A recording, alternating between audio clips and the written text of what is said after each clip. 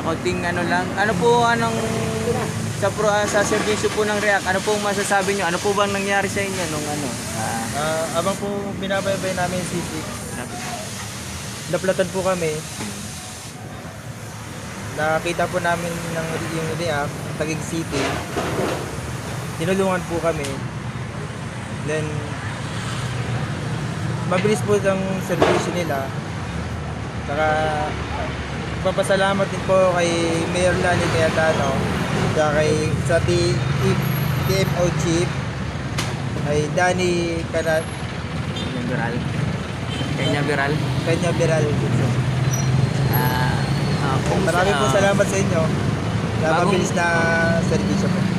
Ito yung bagong programa ng aming City Mayor ng Taguig. Lahat po ng serbisyo po ng React po, libre po ito.